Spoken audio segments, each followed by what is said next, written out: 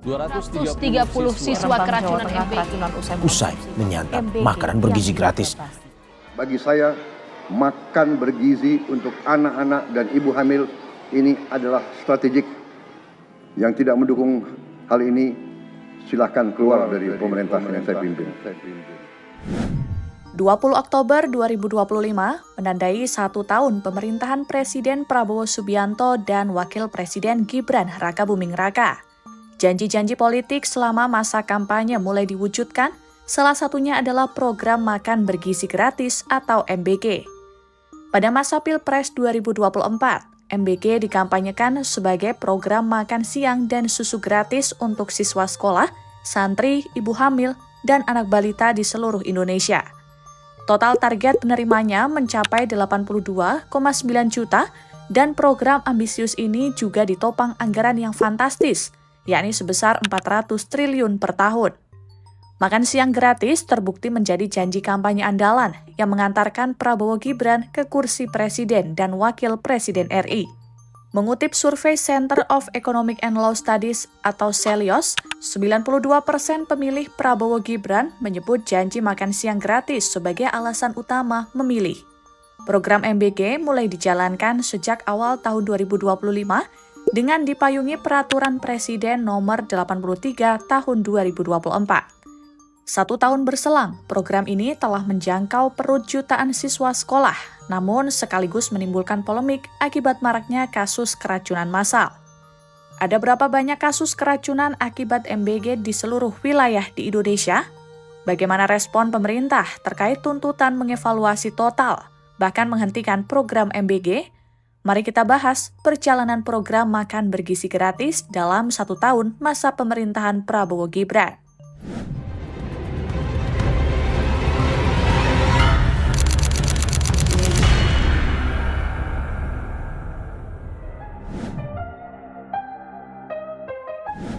Sejak diluncurkan pada 6 Januari 2025, program MBG telah menjangkau jutaan orang di berbagai wilayah di Indonesia.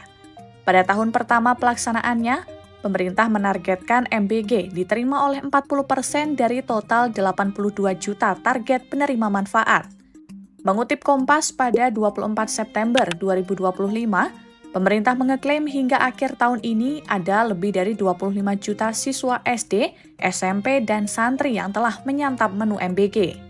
Program ini dilakukan secara bertahap, mulai dari daerah dengan angka kemiskinan tinggi dan status gizi rendah.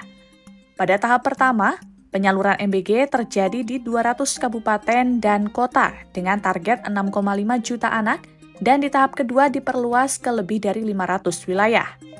Agar target bisa tercapai sepenuhnya, pemerintah berencana membangun 25.000 satuan pelayanan pemenuhan gizi atau SPPG dari yang sekarang baru berjumlah 8.700. Program MBG sesungguhnya sudah menuai polemik sejak penyusunan konsepnya, antara lain terkait proyek anggaran hingga prioritas kebijakan. Namun yang paling menjadi sorotan adalah ketika programnya sudah berjalan dan muncul kasus-kasus keracunan terkait MBG. Data Badan Gizi Nasional atau BGN per 30 September 2025 mengungkap ada 6.457 orang dari berbagai daerah di Indonesia yang mengalami keracunan MBG. BGN membagi para korban ke 3 wilayah. Di wilayah 1, yakni Sumatera, ada 1.307 korban keracunan MBG. Korban terbanyak ada di wilayah 2 atau di Pulau Jawa, yakni 4.147 orang. Sementara di wilayah 3 yang mencakup Indonesia Timur, jumlah korban mencapai 1.003 orang. Salah satu daerah dengan kasus keracunan MBG terbanyak ada di Jawa Barat. Menurut data Kompas dan Dinas Kesehatan Lokal, sepanjang bulan Mei hingga September 2025 ada 3.014 siswa yang mengalami keracunan setelah menyantap menu MBG di Kota Bandung, Kabupaten Cianjur, Tasikmalaya, Garut, dan Bandung Barat. Korban terbanyak ada di Kabupaten Bandung Barat yang totalnya mencapai 1.315 orang. Gejala yang dialami para korban rata-rata adalah mual dan muntah. Mereka dibawa ke klinik kesehatan terdekat untuk pertolongan pertama, dan yang sakit parah mendapat rujukan untuk menjalani rawat inap. Dalam kasus di Bandung Barat, rumah sakit bahkan sempat kewalahan, sehingga sebagian korban harus ditangani di lorong-lorong rumah sakit. Kasus keracunan massal memicu tuntutan agar program MBG dievaluasi total, dihentikan sementara, bahkan ada yang meminta MBG dibatalkan sepenuhnya. Karena kita melihat bahwa kebijakan ini sudah sangat tidak bijak gitu ya, dan dibaca oleh segelintir elit untuk promosi politik. Kasus keracunan juga membuat sentimen masyarakat terhadap program MBG menjadi negatif. Hal ini tercermin dari survei Litbang Kompas melalui Kompas Monitoring yang memantau obrolan warganet di 5 platform medsos pada pertengahan September 2025. Hasilnya menunjukkan 66% percakapan terkait MBG di medsos bernada negatif, 16% bernada netral, dan hanya 18% yang bernada positif. Kepala Badan Gizi Nasional Dadan Hindayana mengaku sejumlah SPPG masih belum memiliki sanitasi air yang layak dan diduga kuat menjadi penyebab utama kasus-kasus keracunan. Menurut Ombudsman Republik Indonesia, sumber permasalahannya tidak hanya di aspek sanitasi saja, namun juga mutu bahan makanan yang belum sesuai standar hingga pengawasan yang belum terintegrasi. Hal ini selaras dengan kajian epidemiologi UGM dalam webinar bertajuk Keracunan Pangan dalam Program MBG pada Sabtu 4 Oktober 2025. Berkaca dari kasus-kasus keracunan di Yogyakarta, kajian mengungkap 6 titik rawan dalam rantai penyiapan MBG di level SPPG yang berpotensi menyebabkan keracunan. Pertama, penggunaan bahan baku yang tidak selalu segar atau hampir rusak. Kedua, proses pencucian menggunakan air yang belum teruji kualitasnya. Ketiga, penyimpanan bahan makanan yang tak sesuai standar suhu. Keempat, proses pemasakan yang sering tergesa-gesa atau api terlalu kecil padahal jumlah porsinya ribuan. Kelima, distribusi tanpa pengawasan suhu atau quality control. Keenam, pola konsumsi di sekolah yang tidak sesuai prosedur, seperti sistem prasmanan yang rawan kontaminasi silat.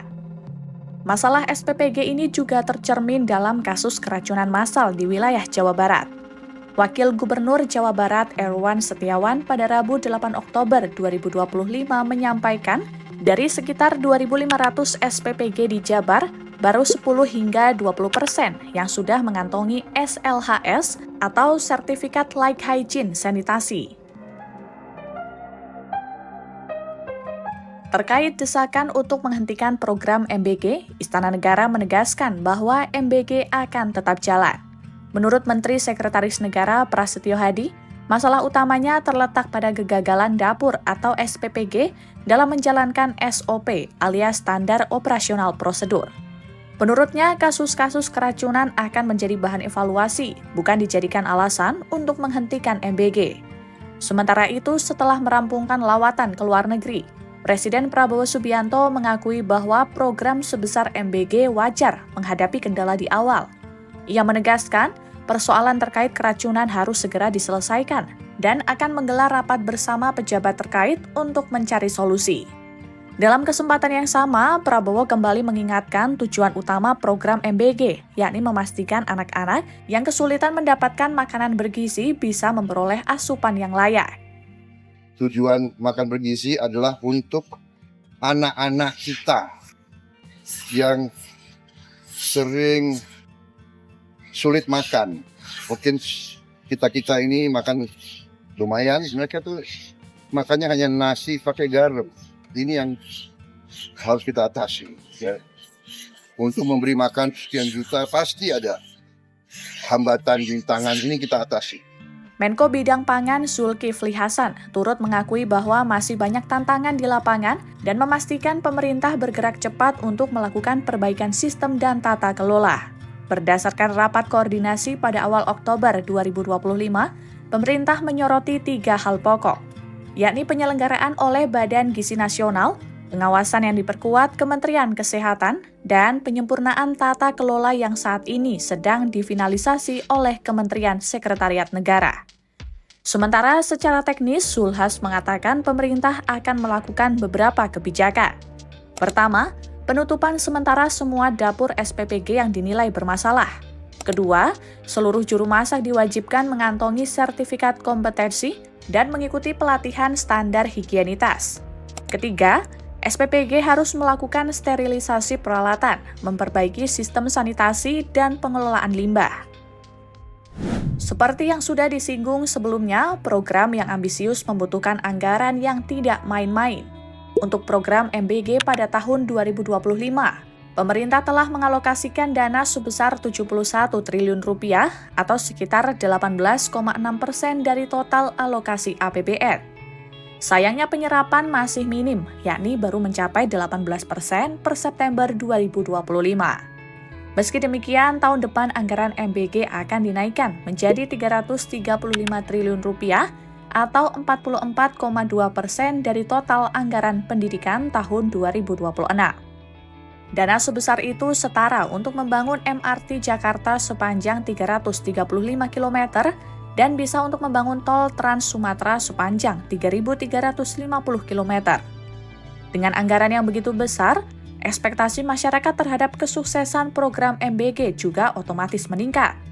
Masih ada beberapa PR yang mesti dibenahi pemerintah agar MBG tidak hanya menjadi janji politik semata, tapi investasi gizi yang nyata untuk mewujudkan cita-cita yang belakangan sering dikampanyekan, yaitu generasi emas 2045.